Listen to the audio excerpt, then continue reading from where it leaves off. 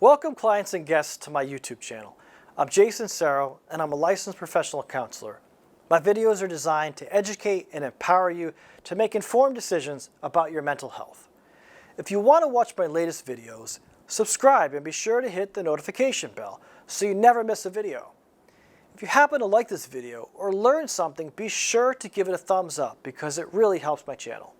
Have you ever felt such an overwhelming amount of fear that it became so debilitating to the point that you couldn't catch your breath, your heart was beating so fast and hard, or that you couldn't even muster up the energy to do the simplest tasks? If this sounds familiar to you, it's possible that you experienced a panic attack. You are not crazy. You are not going crazy.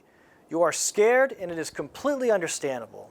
In this video, we will examine what a panic attack looks and feels like and come up with several strategies to give you immediate and long-term relief and ultimately more safety, security, and peace. A panic attack occurs when there is a sudden, intense burst of adrenaline that spikes through our body that can make us believe that we are either in imminent danger, possibly dying, or makes us question if we actually are dying. In some cases, it feels so frightening that we believe we're having a heart attack and may want to immediately go to the emergency room.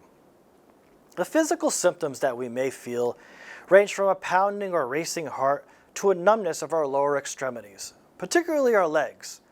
Other symptoms can include sweaty hands, shaking or trembling, difficulty breathing, stomach aches, feeling dizzy or lightheaded, depersonalization, which is feeling detached from your body or environment, derealization, which is feeling like things are not real, and anxiety that includes a fear of losing control. Please take note that these symptoms are not a direct physiological result of medication or illegal drugs.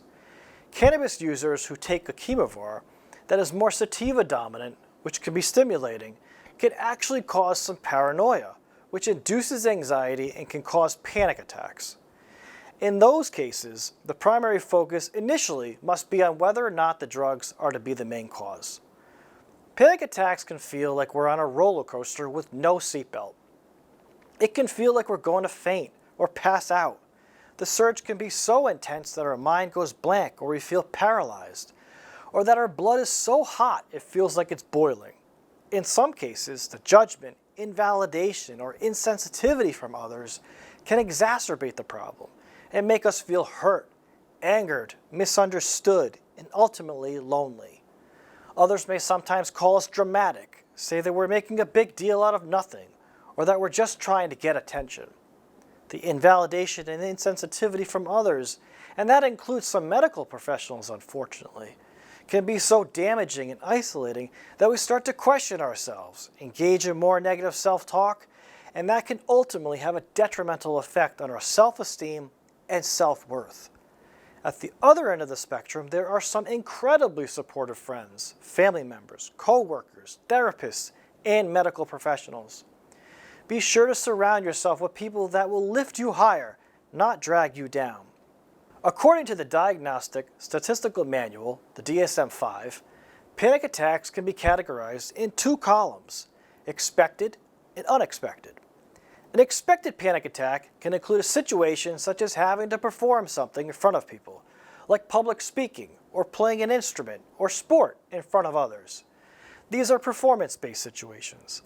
Other expected environments that can create a panic attack would be if someone just had or is going to have a really stressful interaction with a family member, friend, co-worker, or even their boss.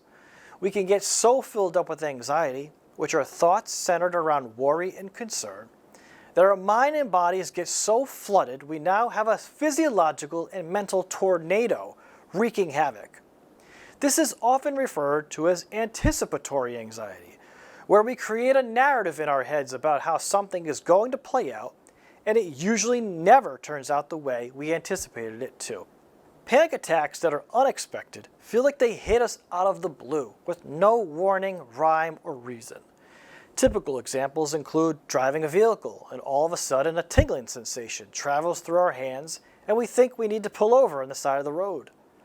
These unexpected attacks can happen in the middle of the night where you wake up out of a dead sleep and your heart is pounding or racing, or you're having a dream or nightmare, If you're a mother with small children, especially a baby, it is very common to wake up multiple times for fear that there is something wrong with the baby.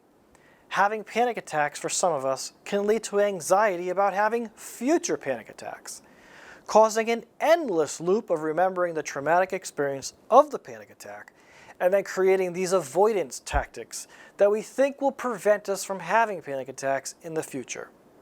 It is understandable that these experiences are so intense and terrifying, but don't ever forget that you are not alone and there are definitely some strategies we can try together to help you feel better. It's time to discuss some strategies on how to manage our panic attacks when they happen. Preventing panic attacks is more about keeping our anxiety in check. It's important to remember that our mind and body are designed to fight, protect, and preserve from injury, both real and perceived. When we are having a panic attack, let's try and determine if the threat is real. So let's perform a 360-degree scan of where we physically are to identify the threats nearby. Are there people nearby that could hurt me? Am I in a position to move to a more secure place? Are there people nearby laughing, conversing, or eating food? Let's try and do a grounding technique where we stare and zone in on an object or person within our eyesight. Pay attention to their facial expressions. Do they seem calm, unfazed, oblivious? Those are good signs that indicate a lesser threat to the environment, which we can often conclude that we are safer than we may think we are.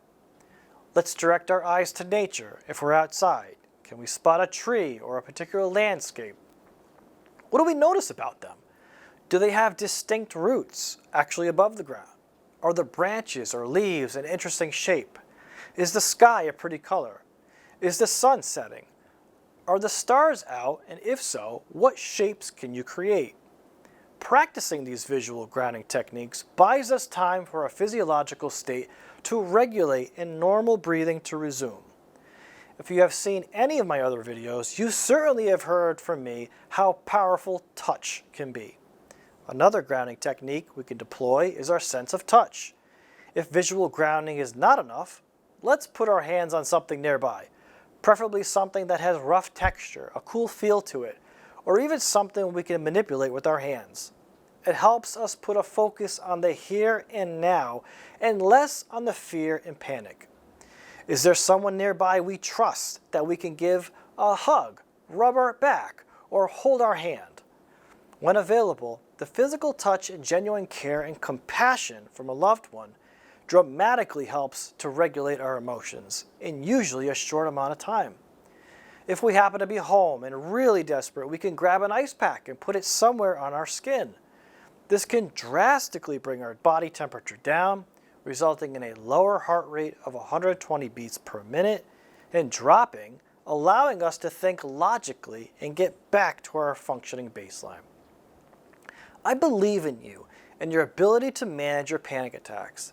It certainly takes a tremendous amount of practice, patience, and most importantly, self-compassion.